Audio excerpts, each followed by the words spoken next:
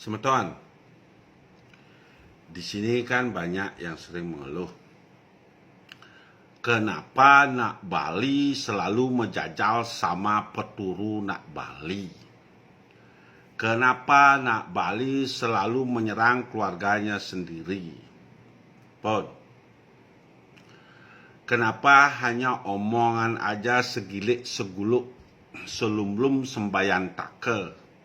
Kenyataannya perkumpulan pertemuannya hanya semu. Di dalam hati selalu iri dan membenci. Kenapa demikian? Sedangkan dia kalau sama pendatang atau sama yang lain gak berani, bahkan tolerannya tinggi terhadap saudaranya sendiri, dia tidak ada toleransi. Nah, begini Semeton. Dari pertama kali datangnya pedagang Gujarat, agama kita yang menganut paham animisme itu sebenarnya ajaran yang sangat asli, yaitu manunggaling kaula Gusti, yang betul-betul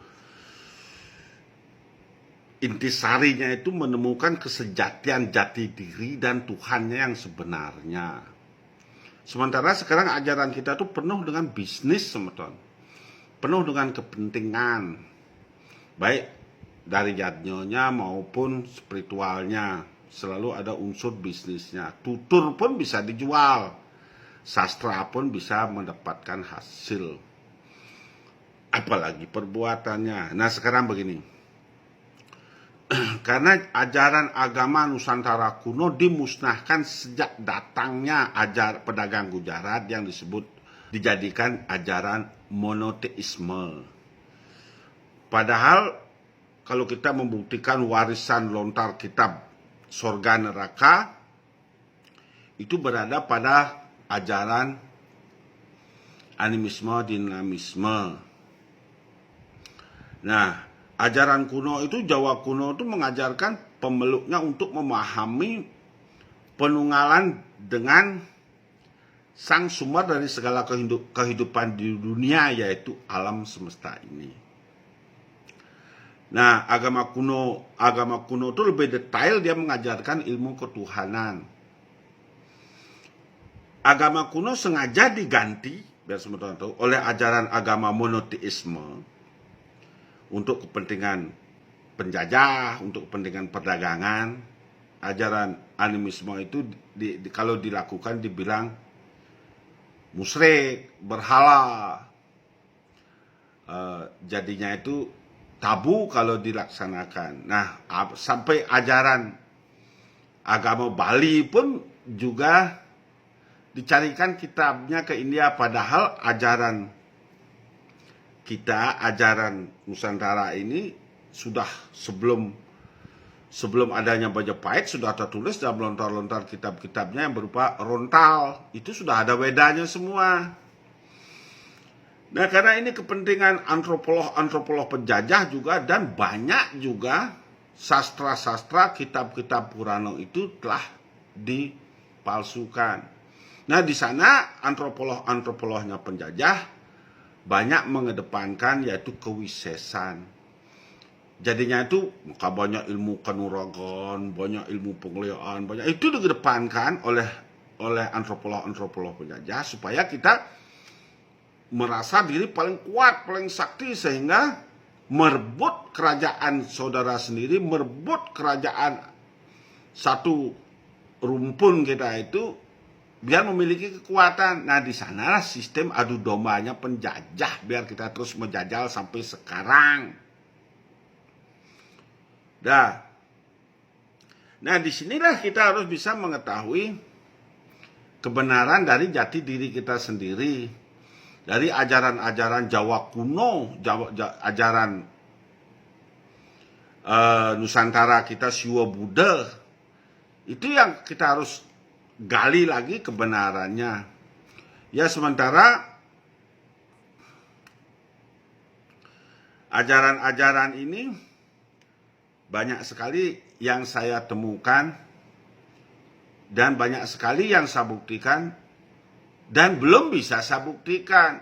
Nah, jadinya saya kembali ke warisan leluhur saya, yaitu kitab Bono Wangsul, Jawa kuno yang sorga dan neraka 11 tingkatan Atman. Itu hurufnya mudre, bukan huruf sastra Bali. Jadinya nggak bisa dibaca. Jadinya pada saat penyuciannya itulah matriknya itu turun. Metriknya itulah bisa kita baca. Makanya sekarang kita membangkitkan yaitu 11 tingkatan Atmannya itu agar kita tidak dipalsukan dengan sorga dan neraka. Hanya mengikuti dia udah masuk sorga. Padahal sorga dan neraka itu ada dalam tubuh manusia. Ngerti semeton? Sorga manusia itu adalah bagian dari alam semesta. Manusia itu adalah bagian dari Atman. Sebab Tuhan itu tidak individu. Tuhan itu adalah cair berada di mana-mana. Ngerti semeton? Nah, di sini antara roh buta kalau sama dengan itu bagian dari percikan Atman yang perjalanannya melalui 11 tingkatan Atman. Semuanya itu adalah bagian dari roh leluhur kita yang kita hantarkan melewati unsur Panca Mahabutonya menuju Panca Mahadewa. Nah, kurang lebih itu yang saya global yang saya dapat baca dari kitab-kitabnya yang sudah kuno itu animisme dari animisme yang ajaran-ajaran dulu itu. Nah, di sini biar kita nggak keliru cari selamat, kesana sini kita nyari Tuhan. Tuhan itu ada dalam diri kita. Diri kita lah yang disucikan untuk mendapatkan keselamatan. Bukan ada bencana disalahkan Tuhan. Inilah kebesaran Tuhan gitu deh. Padahal dalam dirinya sendiri itu ada Tuhan. Kesana sini dia mencari Tuhannya. Dalam diri sendiri itu ada Atman. Sucikanlah diri ini, bersihkanlah diri ini lewat perbuatan mulat serira kembali ke kesadarannya agar mendatangkan keselamatan. Bukannya kesana sini mencari Tuhan untuk mendapatkan selamat. Selamatkan tunas. Selamatnya ada dalam tubuhmu. Nah, disinilah kita harus cerdas memahami setiap ajaran kita supaya kita gak keliru, gak berjajalnya sama saudara kita. Karena dari dulu ajaran kita dipalsukan untuk dibuat adu domba satu sama yang lainnya. Makanya santai-santainya penjajah, wong kita sudah menjajal sama yang lain, dia kan sudah menikmati aja. Berarti gak ada kekuatan kita untuk menggempur penjajahnya. Seperti sekarang, kebaikan selalu dihancurkan oleh sisa-sisa peninggalan penjajah. Sekarang ini kan pemerintah sudah bekerja keras untuk memajukan negara kita, malah diprotes, malah di demo, malah diadah. Nah, itulah bagian dari sisa-sisa peninggalan penjajah yang harus dibersihkan. Begitu semeton ya, kirang langkung semeton. Itu secara global aja tuh semua.